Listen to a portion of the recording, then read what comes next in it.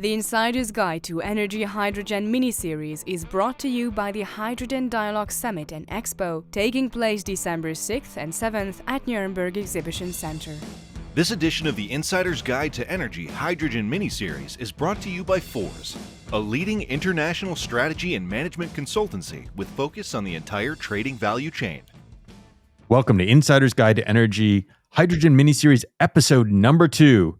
Roman, this is going to be an exciting episode.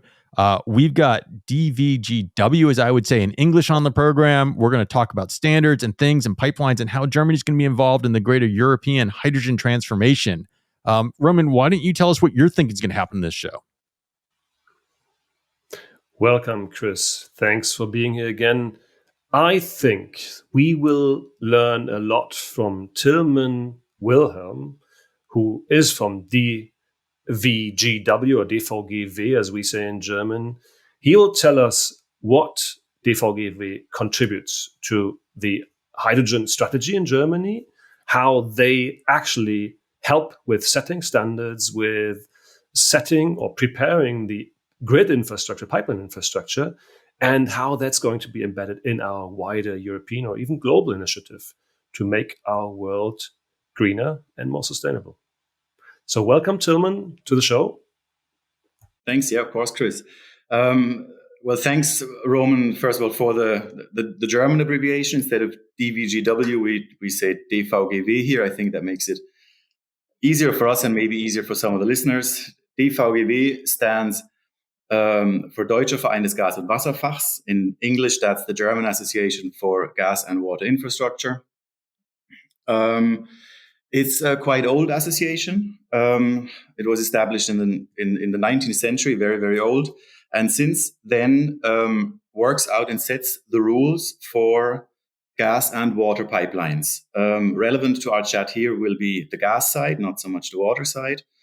And besides working out and establishing standards and norms for gas pipelines, we also do research for gas pipelines, and we offer professional education for people dealing with those pipelines. So when you're saying gas pipelines, are we talking basically methane pipelines, or I think you used in the pre-call new gases? Where's your organization focused? Well, that's exciting times at the moment. As you well know, that is, so far, we've been transporting natural gas, methane. But we are, at the moment, in the middle of a big transformation towards new gases, as you said it. It's new gases, meaning hydrogen and biogas. And then where are you in the infrastructure along the way? What pipelines are in place in Germany today? What's the infrastructure look like? There's quite a lot. I mean, you can separate them into transport pipelines and distribution pipelines. I'll give you the numbers in kilometers very, very briefly. It's a lot. It's about 40,000 kilometers of transport pipelines we have in Germany, and about 550,000 in the distribution pipeline sector. All at the moment filled with natural gas, but all pipeline operators, being it on the transport level or the distribution level, have strategies and plans in place to start a transformation towards new gases. That's what we are looking for. I mean, if you look at the hydrogen world or value chain that you discuss in your podcast, we're basically the guys in the middle. You know, you have the importers, the producers, and you have the people who apply the new gases, industry, heating sector, mobility, whatever. And we basically are the guys in the middle. Tilman, that's very interesting. So for our international listeners especially, you're not an ordinary industry association, which is independently funded, because you are, I think, given a very, very direct and clear mandate by the German government. Please explain to our listeners what that mandate is. That is true. We are tasked by federal legislation to set the rules and standards for gas pipelines, for building them and for operating them. So yes, that's quite true. We are not a usual business organization. We have that task. We fulfill that task together with our members. We have in total 14,000 members. That's companies, but that's also individual members. And we don't come up with those rules and standards totally by ourselves. We do that with our members in numerous technical committees,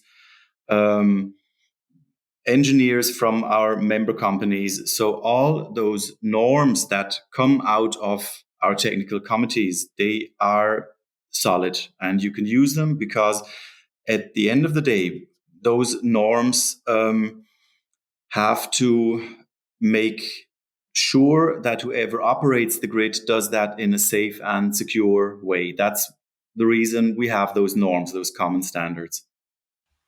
So you have this mandate, which is given to you to make sure that the grid is operated in a safe manner. How does that relate to hydrogen in particular, and to preparing or making the transition to a hydrogen network? Yeah, that law, it's part of the paragraph in the German Energy Act that has been expanded to hydrogen. So we're also in charge of setting those common standards for hydrogen pipes. We're doing that at the moment in the same manner with technical committees, and have actually transcribed most of the natural gas standardization that is there into hydrogen already. As it is, we've done about 90% of those norms have been translated.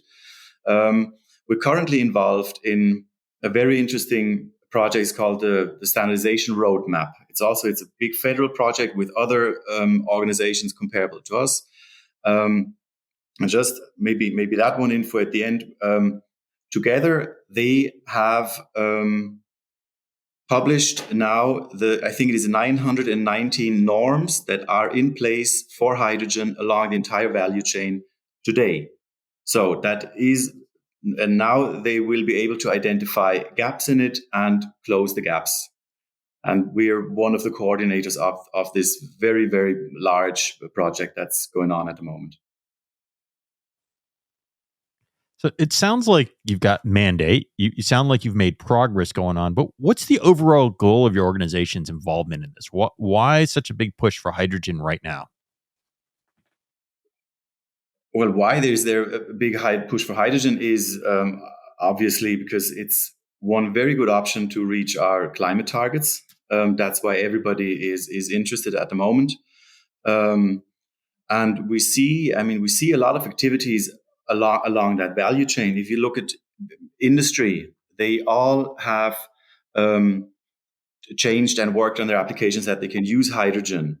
Next step is they want hydrogen. We're a vital part of their need for hydrogen. Like before us in the value chain comes production and import. That's where everybody's looking to at the moment, because we need hydrogen. So I'd say we are part of a bigger picture, and pipelines are an asset which is there and which is H2 ready. We probably go into that a little bit as well later, which can be used. And of course, when you talk about energy transition, that happens with molecules and electrons that carry renewables or CO2-free energy. And you look at electricity infrastructure, gas infrastructure, and we're just one part of that, of team energy transition, if you want. Tilman, very, very interesting. So you said H2 ready. What is meant by H2 ready? And is everything ready already? Or where are we, or where are you with your network and your pipelines in that transformation at the moment? Yeah. A pipeline system, an operating pipeline system consists of the pipeline and components such as compressors or seals or stuff like that. if you look at the pipeline, we've done also it was a very broad study and came to the result that about 97% of the pipelines that exist today are hydrogen ready. They react to hydrogen molecules the same way as they react to methane molecules. So they're usable. You can use them. Now, we've turned to components and looked into them, and there is like those have, or some of those have to be changed. Like you need more compressors, obviously, because it's a different type, a lighter type of gas. But that is, in our view, that is all possible. Also from a financial point of view, it's doable. That's why we say the grid that we have in place at the moment is can hydrogen. So, and the pipelines, if you look at the pipelines, they are hydrogen ready. So 97%, that is a big number. It's 3% that is lacking at the moment. But you explained that's not only the pipeline, it's additional parts of the infrastructure. So I guess that comes to closing the gap and even extending the pipelines comes with a cost. So what is your estimate? How big are these costs, and who's going to shoulder these costs? Yeah. Also referring to another study that we've done with partners, they came to a number. For H2 readiness in the distribution grid, meaning changing all those components, they came up with a number of 15 billion euros. Now, 15 billion euros, if you think of like a federal budget or something, you already know, you can see kind of that this is not a shocking number. And then when you also take into account that those components, they don't have to be changed tomorrow. We're talking about climate neutrality in 2045. And until 2045, the entire grid is undergoing roughly about 2 maintenance cycles. And when you now start changing those components along those maintenance cycles, then you get to an H2 ready result, sort of within normal procedure. Now, who's shouldering the cost for something like that? Because it is still money, and still somebody has to invest in it. It is infrastructure. Infrastructure is needed by everyone. And usually when you talk about investment in infrastructure, it's like public, private, somewhere in between. Then, so I get the cost. It's a costly type of a transition, but that's a big number. Maybe not in terms of federal, but what specifically is different about a pipeline from a legacy pipeline doing methane to a pipeline needing to do hydrogen? What kind of changes and what's there? Is it just because one's distributed and one's centralized, or what makes this transformation so challenging? As I said, the pipeline is the same. You can use the same pipeline, or at least 97% of those pipelines you can use. What you have to invest in are things like compressors, because the gas is lighter, or hydrogen is lighter than methane. So you need a different number or higher number of compressors. That is one example, or where you have to invest. You probably also have to invest in storage, because which natural stores or which are holding methane at the moment. That is another part. But as I said, the number of 15 billion over the next, 20 plus years, shouldn't really be a shocking number. Okay. And then I guess, do we need that full transformation to take place to start doing blended gas in the pipeline, or is that something you can achieve today? Thanks. Good question. That is something you can achieve today. We've proven that also in several projects. One of the bigger ones was taking place in Lower Saxony in a small village called Schopsdorf, where they blended in up to 30% into a heating or into a grid that was heating, I think, about 300 family homes. And that worked perfect. I mean, those houses were using their existing heaters, and just instead of the 100% natural gas coming out, you had an increasing number of hydrogen in your mix, up to 30%, as I said, and that worked fine. So blending is something you can do already now. And whether you blend or now we see more and more projects that change, I don't know, like neighborhoods or single streets to 100% hydrogen. That decision is something that has to be locally, regionally made. All right. So it sounds like the infrastructure is kind of plug and play-ish. And my question, I'd mentioned distributed as opposed to centralized gas going in. So let's say there's renewables or some other gas being added to your grid. Does that impact or change the architecture or change what you're building? Is that part of this transition?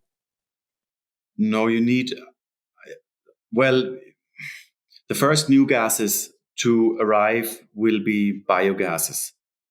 That is, and there is a regional decentralized potential, if you want. And those gases need access points that need to be built. That is probably something which is going to change. But if you look at our future energy world, we all assume a more decentralized system in the future regarding all energy carriers. So, Tilman, at the beginning, we briefly talked about the mandate you are given by the government. So maybe you can elaborate a little bit more about how DVGW is involved in the German government's hydrogen strategy, and how your association competes with other associations for, let's say, we have photovoltaic, we have other renewable energies producers, originators. So how do you fit in these other, let's say, initiatives there? I don't view that as a competition. As I said, this is energy transition towards climate neutrality, what we do, and you have different options.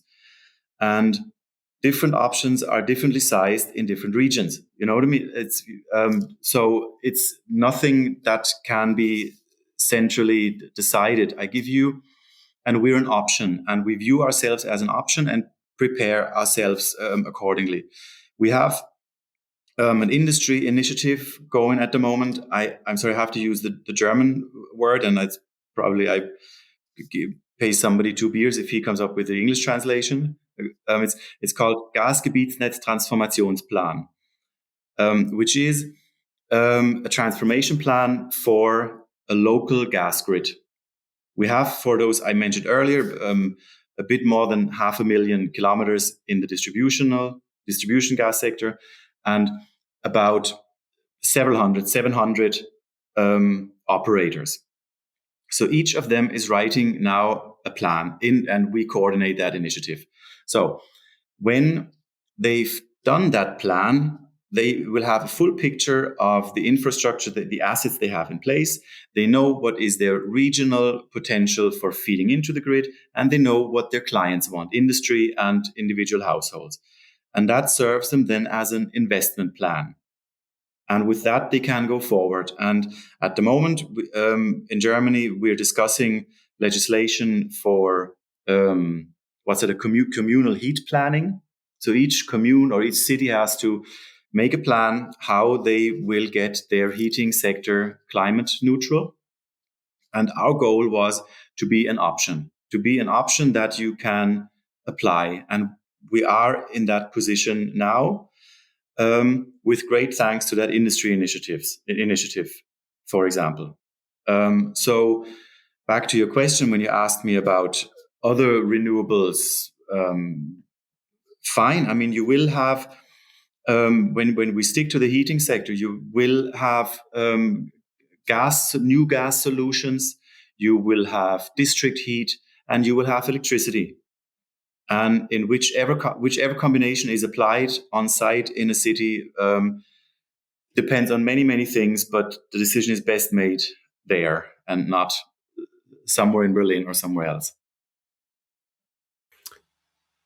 So you want to be an option amongst many options. Do you think that at the moment that this is a level playing field, so that the legislative that the legislators consider all of these options as being equal, or is there a dissent or preference for one option at the moment? Yeah, well, first of all, I modestly said that we want to be an option, knowing that we're a pretty good option. So now, yes, you need from a legislative point of view, you need a level playing field. And how will I say that? We didn't feel over the last 6 months always that we have that, but I'm very optimistic that we have achieved a state of progress that where we have that now. There is still, or anyway, it's level enough for us to deal with it. Let me put it that way. And level meaning that it's usually two sets of criteria that are applied to the different methods. It is number one is, to which percentage does your energy carrier have to be climate neutral in what year? Like what quota do you have to fulfill in 2030, 35, and so on? That is one thing where we need a level playing field. And the other one is how do you have to how do you have to plan, and how are you monitored?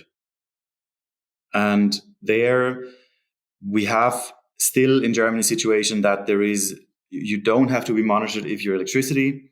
It's assumed that you will get greener and greener and greener, which is fine, fair enough. But the same can be assumed of new gases and of district heat as well. And maybe let me make that point to finish. At the moment, we run Germany to 80% on molecules and 20% on electrons. Energy transition is so far almost exclusively happening in the 20% electricity to whatever, 15, 20, 25%. So the big pusher or the big player for climate neutrality are the molecules. That's where you have to look into. And I don't believe that when we're through with our energy transition and have a climate neutral country, that we have reversed the percentages of molecules and electrons. Maybe they're a bit closer to one another, but we haven't turned them around. So we need climate neutral molecules, and that is in the future predominantly hydrogen. How are you making sure the hydrogen entering your pipeline is green, right? Because there's more demand for hydrogen today than probably hydrogen available for the industry in your region. So how are you making that transition possible and accountable? Yeah, I mean, we can do a lot, but we can't do everything. I mean, as I said, we're the guys with the pipelines. So you need the guys putting something into the pipelines. At the end of the day, the pipeline, what do they say? The pipeline is colorblind. So in terms of what type of molecule goes through, of course, like applications in like industry app players, everybody's looking now to where does the hydrogen come from? That is the big question. And that is a question for politics, I believe, because importing and producing hydrogen has to be worth your while. You have to be able to make money from it. And you make money from it when the legal framework is such. And how do we make it sure in the end that the hydrogen is green, or that there is at least some sort of making what you say that get a certificate or something? You don't need the green molecule, but somewhere in the system have to be the green molecules. Is also a question for politicians. But now here, maybe let me add that, because when it comes to molecules, there's always that skepticism. Where is the green molecule coming from? I don't hear that skepticism when we talk about the electrons. So we just assume that they will be there because we want climate neutrality. We do an energy transition. So we just assume that it'll happen.